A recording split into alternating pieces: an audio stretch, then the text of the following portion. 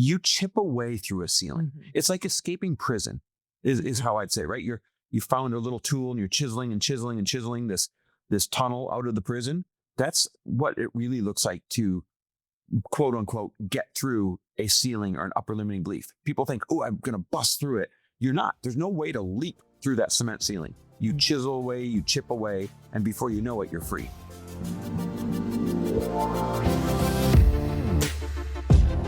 Welcome, everybody, to the Chris Harder Show, where we are making you unapologetic about your pursuit of success, knowing that when good people like you make good money, they can then do great things. My name is Chris Harder, and several times per week, I will bring you epic guests, solo episodes, and every single tool, trick, and skill set you need to grow your business, grow your money mindset, and to grow your wealth to levels that you have never reached before. I've ended up in a unique place in life where I've got the experience, the connections, and all of the secrets that it takes to be successful. And I'm lifting the curtain to reveal it all to you in an effort to help put you in a position of abundance so great that you can then be as generous as possible. So let's lock arms and let's get started. And we're back. With another episode of He Said, She Said. All right, babe, kick it off the glōci tip. I haven't asked you about glōci in a while. glōci is crushing it. I'm so proud of you. Why is it doing so well? Because you can kick your old hydration packets out of bed. But not just that. It's because you literally get to do one good thing for yourself a day, all in this one packet. And one of my favorite things about glōci is that we used Aquamin magnesium. And Aquamin is a multi-mineral complex derived from red marine algae. And it's not just magnesium, it's a bioavailable source of 72 plus trace minerals and electrolytes, including calcium, potassium, selenium, and that helps your body absorb magnesium and use it more effectively. And a lot of people are walking around depleted in magnesium, and you can, a lot of the ways that this shows up is that you are bloated, maybe you feel foggy, maybe you have dull skin. And so it's going to help you hold hydration longer. It supports smoother digestion and regularity. It promotes calm, clear energy, not jittery highs and lows, and it replenishes what your body loses daily, especially in the summertime when you travel. Yeah, well, I watched you formulate, and you took the approach of I would rather have a few perfect ingredients and lots of them in there, as opposed to a million watered down ones that aren't doing anything, and that's why it's working so dang well. So you guys, the listeners, can get glōci at a special discount as a thank you for being a listener. Go to getglōci.com. Again, that is getglōci, GLOCI.com, and use coupon code HAPPY to get 25% off of the biggest discount possible. All right, guys, today we're talking about something that is a normal topic in my household all of the time. It's also from a book that I try to read every year, although I've slacked like the last 2 years. But I have somebody working for me right now who is like, hey, I want some really good books. And I was like, oh, let me think of like one of my ultimate favorite books that I can loan her to read. And I gave her The Big Leap. And she came back literally over the weekend and was like, I read this whole book. This was insanely amazing. She started talking about it and I forgot some of the key things in there. So I started reading it again this morning. And you guys, I'm already so fired up from it. Like, if you don't make this a yearly read, we absolutely have to all together. I hope that this is your reminder. If you don't read it, I hope it's just the reminder that you needed today about what this is about. If you don't know the book, it's called The Big Leap by Gay Hendricks. And it is about how we secretly sabotage our success. Like right now, you are secretly sabotaging your success. And a lot of us know it's not such a secret. We know the ways that we're doing it. So in the book, he talks about we have an upper limit problem, and this is self-sabotage in disguise. So it's the idea that we all have this internal thermostat for how much love or success or happiness or money that we think that we're allowed to feel. So when we go beyond that set point, like hitting a big income goal, maybe it's a certain amount of money you wanted in your bank account, a certain amount of money you wanted from a launch, maybe it's launching something successful, or even, you guys, falling in love, our subconscious kicks in and says, too much of a good thing, let's bring you back down. And it does that through all of these different things. You guys, it does it through picking a fight out of nowhere, through procrastination. You have some different ways, Chris? Yeah, well, I mean, before I jump into the ways, I just wanted to help people understand what upper limiting belief is. And I know that you hear the words, you know what it is, but I wanted to phrase it this way because a lot of people have trouble like quantifying it. It's the top of what you think you're capable of, what's really good for you and your situation, right? So, the money I have in the bank account is about the best I've ever had. Mhm. And so this is my upper limit, and I don't really need to do much more because it feels good at the moment. That's an Mhm. upper limiting belief. Does that make sense? Or, oh, wow, I'm the healthiest and my body is kind of the best I've ever gotten it. So there's my upper limiting belief. It's the best it's ever been. Now I can cycle a little bit. And Mhm. so when you hear upper limiting belief, a lot of people think it's this cloud over you, why I just can't get ahead. No, upper limiting belief is when you've gotten ahead more than you normally do. And then the sabotage kicks in instead of going past that point. That's the Mhm. upper limiting belief. So I want to go into a little bit more of how it shows up. I mentioned picking a fight out of nowhere. My God, you guys, this was something so real for me. Whenever I have something going right, I swear to you, it's like I feel this little thing inside of me, like things are too good, things are going too well. And I'll find what's wrong, either with me, with a conversation, with Chris.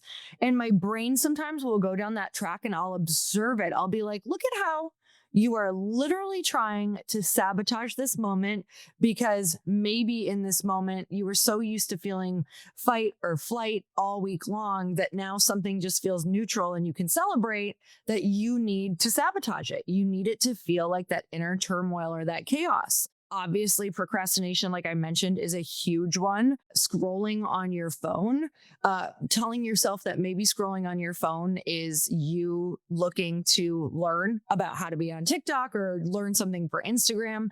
But if you don't have boundaries set on that, you really are just procrastinating.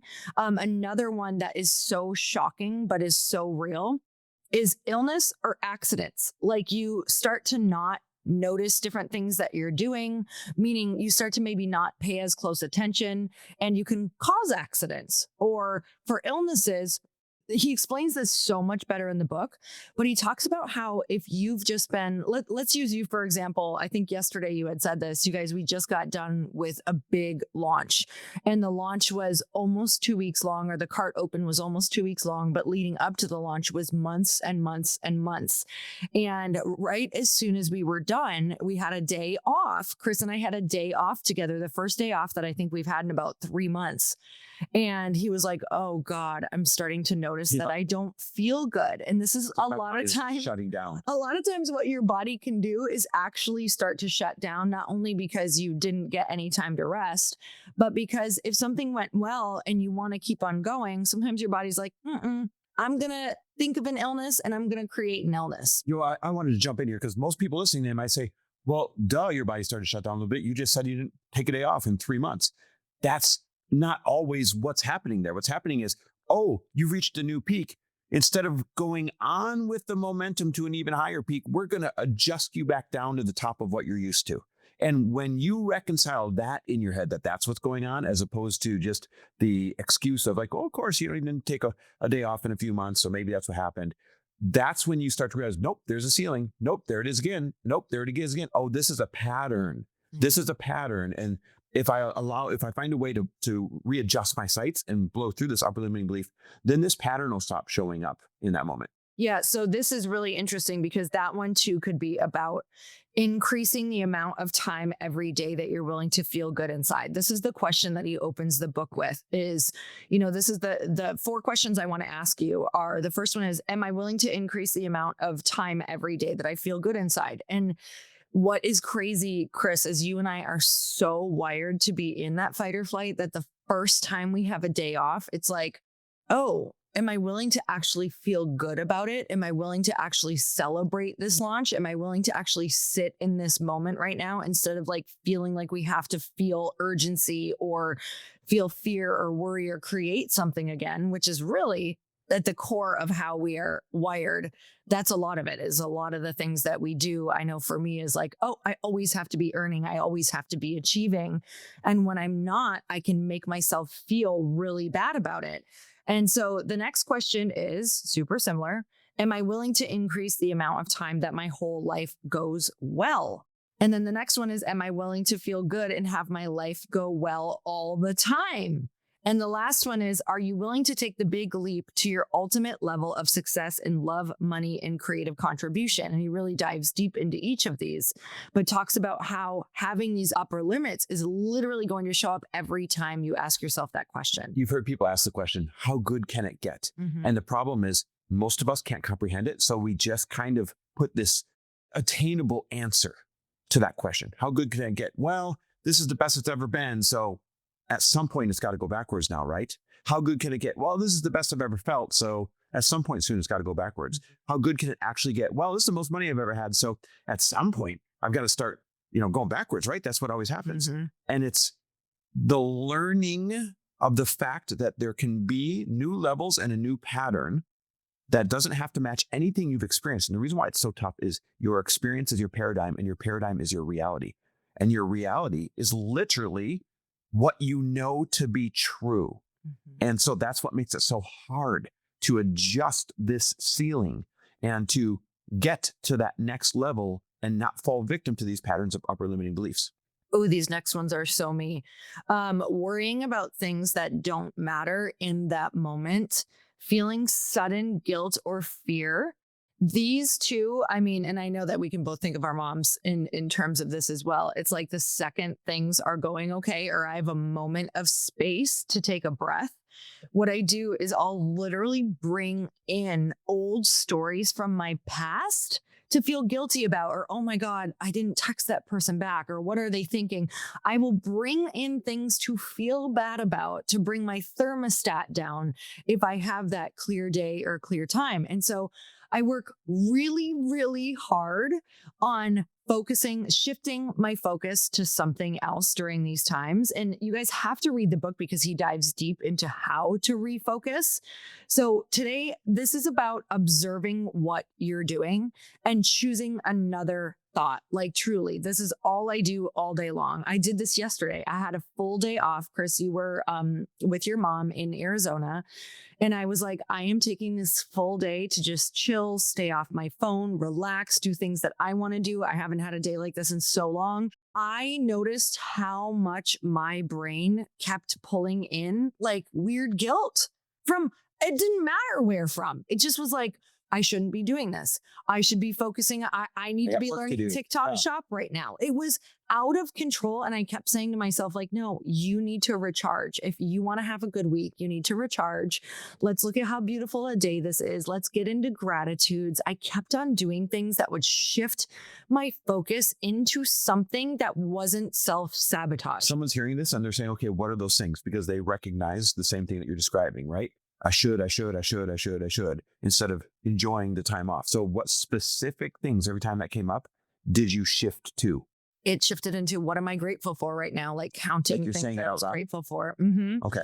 It was, wow, look at this incredible day. Let's be really, really present. So like, let's be here in the moment in my body. What am I looking at? Like, oh, I'm looking at palm trees. I'm looking at beautiful weather. I'm looking at families out. And then I would be like, oh, but I'm not with my family. That's such a bummer. And I'm like, look at how my brain does that. So it would observe and go, oh, look at what I was just doing again. I was just sabotaging again. And like, oh, but I need this time alone by myself to reset. So I kept on choosing a more empowered, powerful thought whenever the negative thought would come up. And so that people understand how much work this is to bust through this and be aware of it. How many times did that happen during the day that you had to stop and say, nope, be present. What am I looking at? I'm looking at palm trees. Oh, I smell ocean air. Oh, it's sunny out. How many times during the day? Realistically noticeable 20 to 30, where I really took a stop and reset and switch. So this isn't like, oh, good, I did it once in the morning. Mm-hmm. This is all day. You need to learn to immediately catch it and reframe it. And that's, you don't bust through a ceiling. You chip away through a ceiling. Mm-hmm. It's like escaping prison is how I'd say, right? You found a little tool and you're chiseling this tunnel out of the prison. That's what it really looks like to, quote unquote, get through a ceiling or an upper limiting belief. People think, oh, I'm going to bust through it. You're not. There's no way to leap through that cement ceiling. You chisel away, you chip away, and before you know it, you're free. Yeah. So I think the question that I want you to leave you guys with is to ask yourself, where am I upper limiting myself right now? Like, where am I choosing worry or drama instead of sitting in some success and gratitude? Where am I choosing worry or drama instead of sitting in some success or gratitude? Because no good choices will come out of worry. Even if it's for work, if you're like, no, worry gives me edges. Worry keeps me in my zone. That can be true to an extent, but the choices that you're making out of worry are probably not the ones that are going to put you in the best direction for your business. And so if you can stay in a beautiful state, like Tony Robbins says, like literally beautiful choices and beautiful ideas come out of when you're in a good place. It's learning how to shift into that good place over and over and over again. Yeah, it's a repetitive chipping away until it becomes your new normal. Love it. All right, guys. Well, thanks for listening. We always love when you slide in our DMs and let us know what you think of the episodes, what else you want to learn about. And if you missed your chance to get into our Mentor Collective Mastermind, doors are totally closed. Nothing you can do about it right now except put yourself on the waiting list, because we're going to continue to add coaches. And as we add coaches, we're going to be bringing in, let's just call them cohorts, if you will, right? So staff up a few more coaches and then bring in another small cohort and staff up a few more coaches. So you want to be at the front of that waiting list each time, right? It's like doors open for a minute, closed, doors open for a minute, closed. So here's what you do. Go to chrisharder.me/mentor, chrisharder.me/mentor. Put yourself on the wait list and you'll be in the front of the line for the next cohort. All right, guys, thank you so much for tuning in, and we will see you next week. Bye, everyone. Thanks for listening. And if you loved this episode and know of someone else who is as successful as they are generous, please pass them on to me. It would mean the world to me if you help me get this cause and this message out to as many listeners as I can. So please, if you liked what you heard, it goes a long way if you take 30 seconds and leave me a 5-star review and share this with your friends. I'll be forever grateful. And until the next episode, cheers to your success.